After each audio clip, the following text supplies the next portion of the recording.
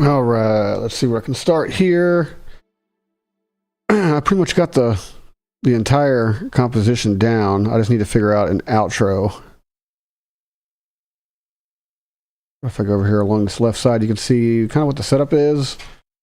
Intro, I'm not going to get into explaining what all this stuff is, but it's pretty much all there. So at this point, I'm going to start mixing and just kind of crystallizing the sounds and just kind of listen for more like transition type improvements. Like in here, you can see these transitions. I got it labeled transition. What do you know? Between main one, verse, transition, yeah. But every little cut right here, if you can see along this top strip, represents some sort of transition that I'll take a deeper look at here in a little bit. But for now, like I said, it's all about cleaning up the sound a little bit before I throw a limiter on the end of this thing. And getting all these sounds right. But the composition is there, once again. All my parts are there. This is kind of this song's a lot longer than I intended in the first place, but that's, you got to let the music breathe. You got to let it talk to you and write accordingly. So without further ado, I'm just going to jump right back in here. Start listening.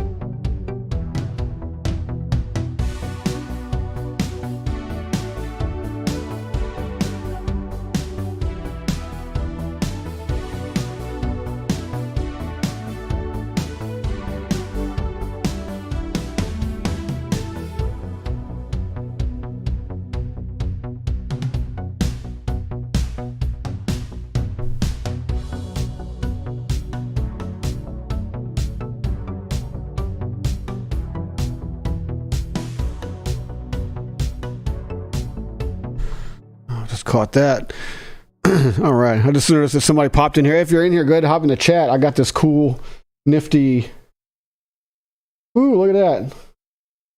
Chat pop-up feature that I just installed into my OBS. So if you want to hop in the chat, I can get all your messages over here and pop them up on the screen. But, whoops, let me catch this part. Get back to this part that I caught. Saw a little mixing error going on somewhere in here. I think it was like right about here. Let's check it out.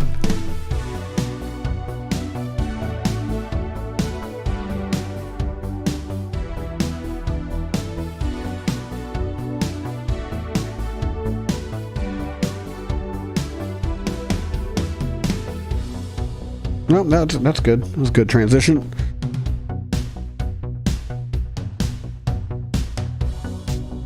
Also, feel free to chime in. Feel free to chime in if you catch something that in the mix. If you want to, for me to try out something in the mix or an edit or anything like that, I'm all ears. I'm all open to all that stuff. So throw it in the chat if you like. Back this up a couple seconds. There we go. Yeah, that's good.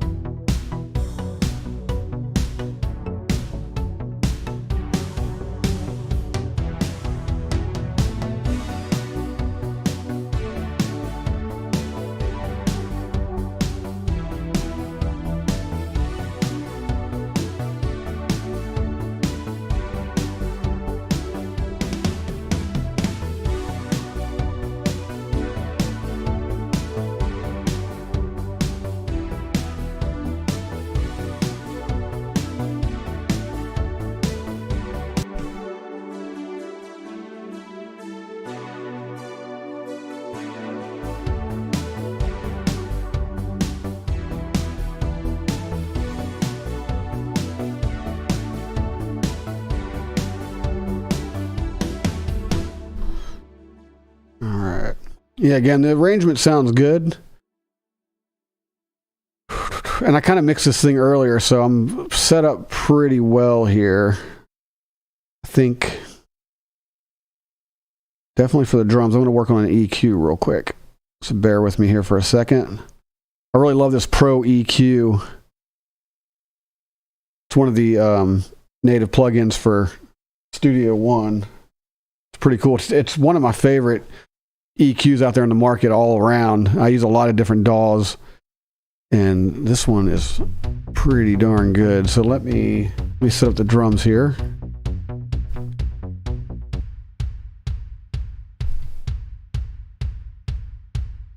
I'll get some basic EQ going here.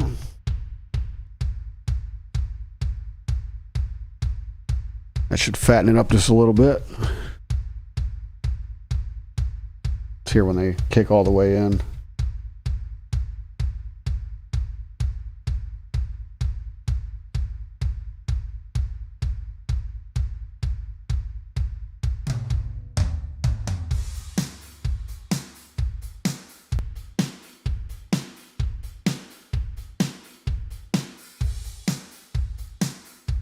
Yeah, that sounds much clearer.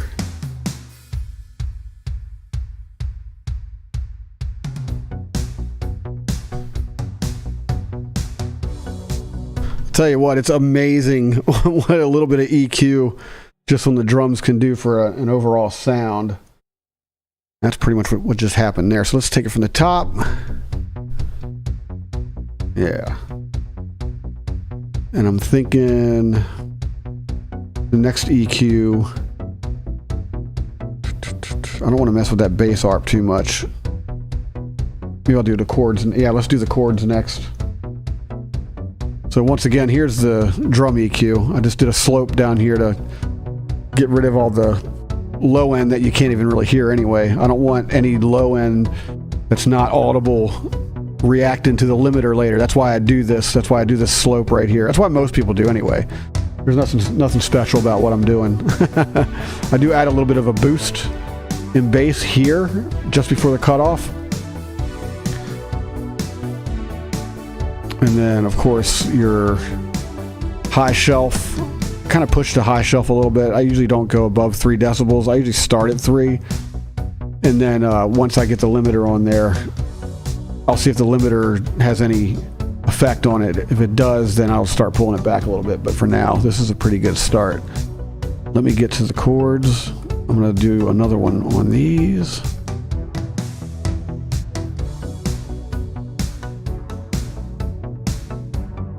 Kind of what I'm looking for here is I do want to push the mids a little bit.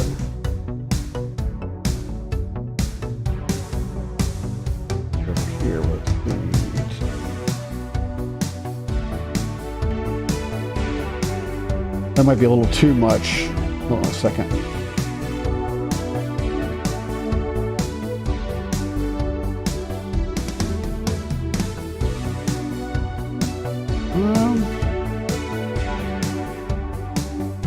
Let's see if I can mix this back.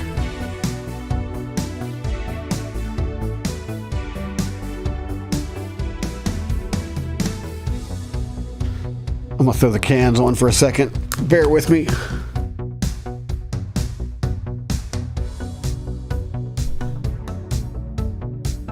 I don't do a lot of mixing with headphones on, but sometimes if I'm trying to get real precise with an EQ, I'll do that because I do like the sound against my ears.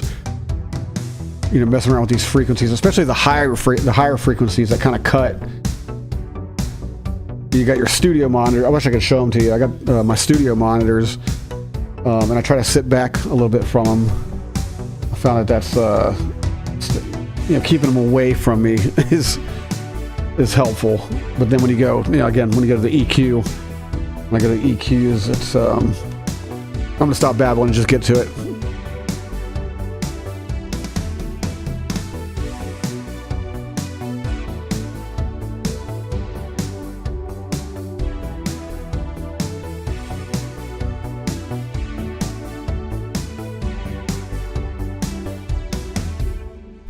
All right, so I'm actually kind of happy with that. Let me Now I'm going to mix a little bit on the speakers.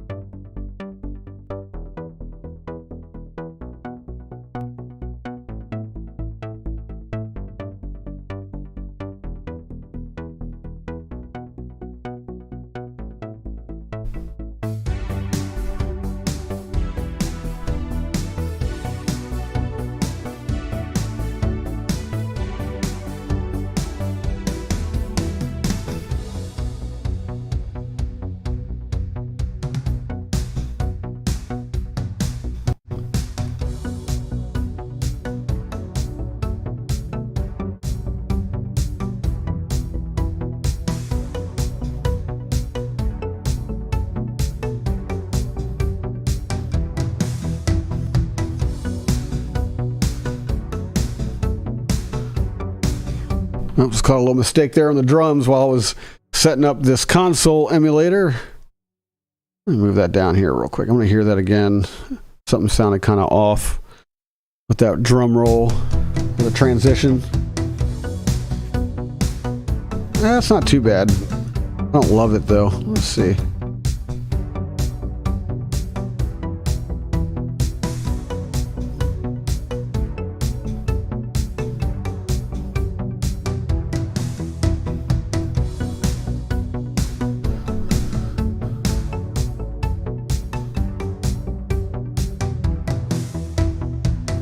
I know what I see what's going on. Okay. It's not that it's off, it's just there's like a little sneaky snare on one of the like a 30-second beat or something there. Let's see. Bum bum. This might be it right here. Get rid of this.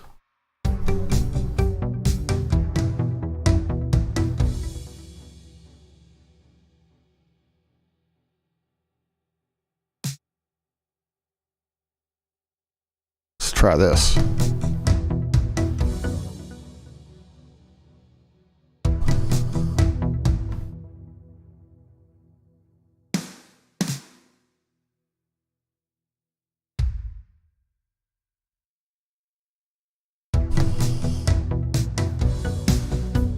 It might be a little smoother. All right, let's hear the lead up to it. I always like to go back pretty far if I'm messing around with a drum roll. Hear it how the people in Ohio are going to hear it, right?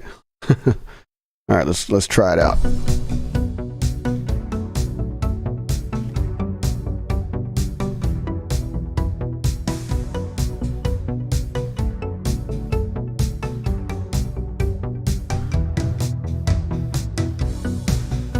That works much better, a little smoother.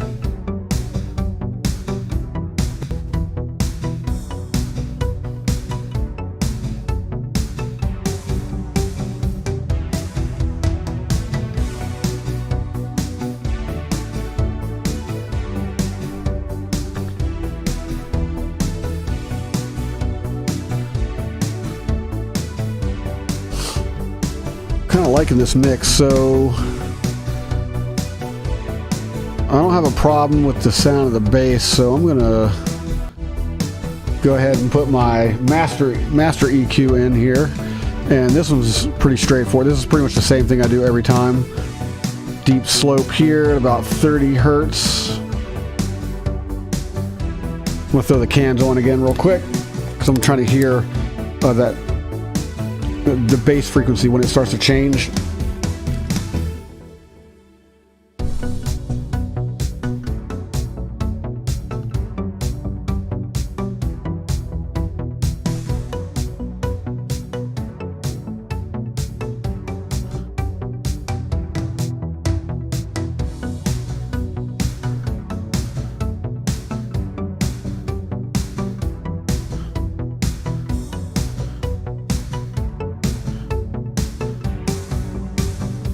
Right about there. And then we'll do a high shelf.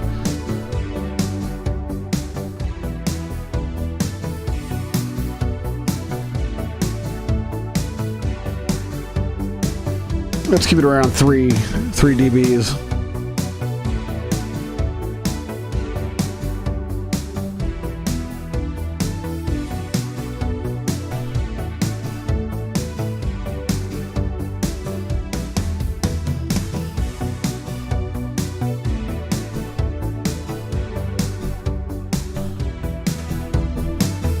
And here's where you make or break it. Here's where you make or break the song in a lot of ways, is with the limiter. So I'm digging the preliminary mix here, and now I'm just gonna, I usually would wait to throw a limiter on until I'm completely done, until I'm completely happy. But sometimes when I get close, I'll just go ahead and do it. I know the convention is to not mix when your limiter's on, but I tend to do that anyway, just a little bit, because ultimately it's all about the end product. It's all about what you hear. Nobody knows when they're listening to your song whether you mixed it with a limiter on or not. Sometimes they do, if you don't know what you're doing, I guess. But I'll do a little bit of mixing with the limiter on, just because, especially with all the EQs that I have running. And the limiter will impact your ultimate sound there, because the limiter is going to react, again, to the entire spectrum, the entire sonic spectrum, which covers a lot of frequencies that you just can't hear. So I only want this thing reacting to signals and frequencies that I can actually hear. So that is one of the reasons why I'll go ahead and do sort of a secondary mix with the limiter on. So if you're a producer out there, let me know your take on that. My chat is open. Nobody's here yet, but that's all good. This is a first live stream I'm doing. I'm going to be doing these frequently. I love getting on here and sharing knowledge. YouTube is a relatively new medium for me to do this one. I was over there on Adobe Behance for a long time, streaming over there to pretty large audiences. That was pretty fun. If I could just figure out a way to get them to come over here, that'd be awesome. If not, I'm just going to, start from scratch, man. I'm just going to grow this thing. Again, if you're a producer out there, let me know your opinion. What's your opinion on doing some of the mixing with the limiter once you're at the stage of using a limiter and all that good stuff? So, personally, I'm all for it. Just don't let the limiter judge your mix. Have your mix ready to go. Basically have it good to go first. And again, it's only because I want to make sure that the limiter is only reacting to frequencies that I can actually hear, because these channels are going to send out frequencies that you can't hear, but the limiter can certainly pick it up. So, all right, enough of that. Let's I'm going to start messing with this threshold in here. I'm going to go ahead and I'm going to start with a fast attack. This tends to, and I'll do a quicker release too. This tends to help with avoiding that pumping sound that you don't want. But again, these EQs as well, like this one, actually not this one, like this EQ right here should handle it. Getting rid of all these frequencies under 30 hertz. not getting rid of them, but limiting them basically, so they don't really pass through the limiter.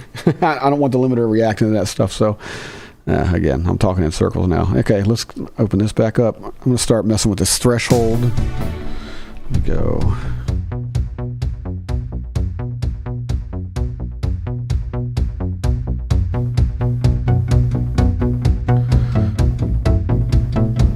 So I'm going to listen carefully for pumping here. I'm going to zero in on the lower frequencies and see if this is impacting it. I kind of I'll take the threshold down until I start hearing pumping, and then I'll start working my way back. It's a pretty straightforward process.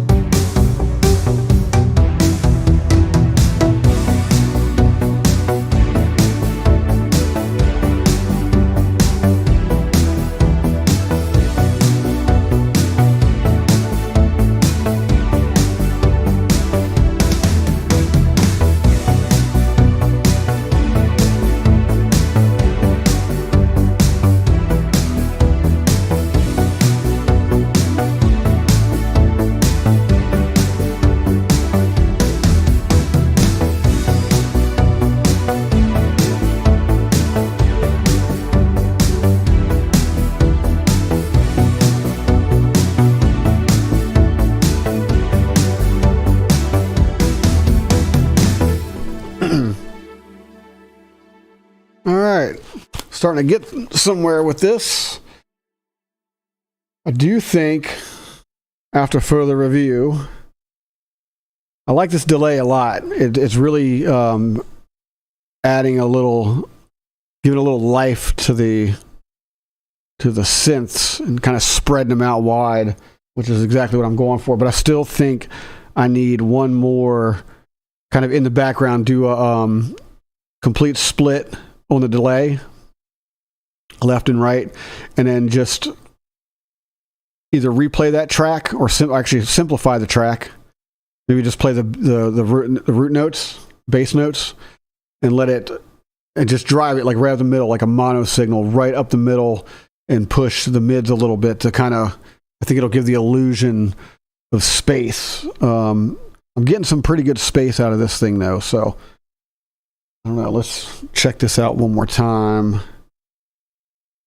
Usually my gut is right about these things, but I can, my mind can be changed upon further review, right? So let's check it out with this analog delay added to the keys.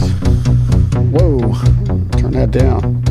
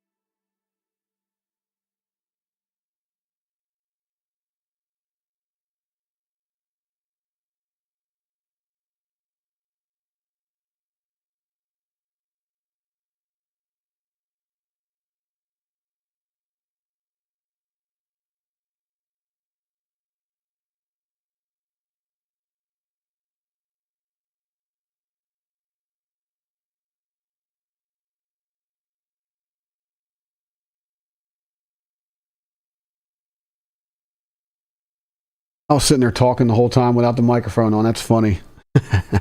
I'll get better at this live streaming stuff, I'm telling you. But anyhow.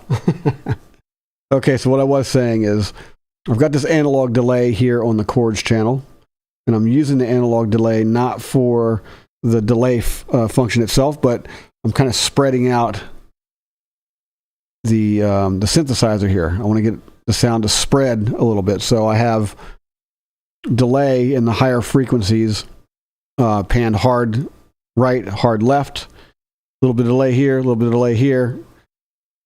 The aggregation of the whole thing, like with the music and everything, gives the synthesizers a wider feel, a much larger feel. But I'm still missing something down the middle, and I don't know yet if it's in the EQ. I don't think it is, because my frequencies look... Whoops, don't do that. My frequencies look good. Let's... just want to see what these look like when there's a...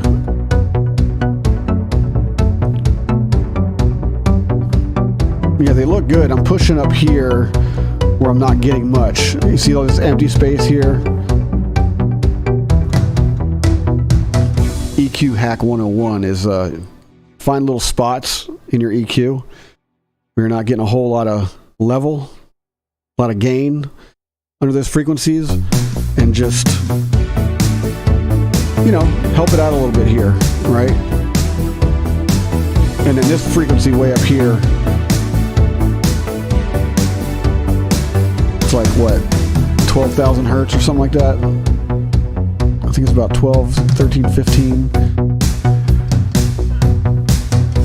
It's a little too much. That's why I'm rolling it off a little bit, at least on under my high cut, right? I got a high shelf going on that I'm actually boosting a little bit, but then I also have a high cut countering it, kind of pulling them highs back a little bit, but a little bit of that high frequency can actually get through. One of the reasons why I love this EQ is because you have the ability to do that.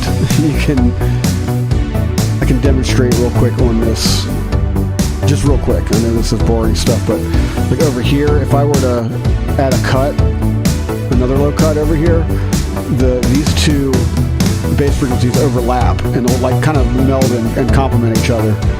But I don't want that. I just want to straight up roll off here on my master bus. So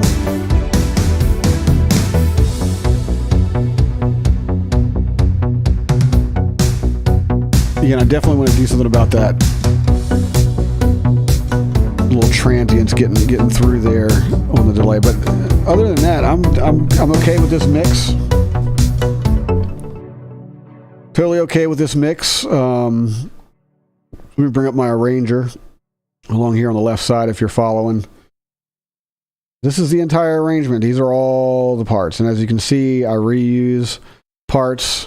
It's one of my little songwriting processes.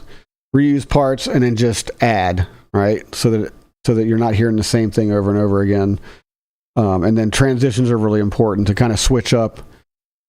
Do something a little bit different with each transition. And by that, I mean, anytime you see a change here, and this is a little reminder for me, so I can just kind of look at the screen and know where I'm at.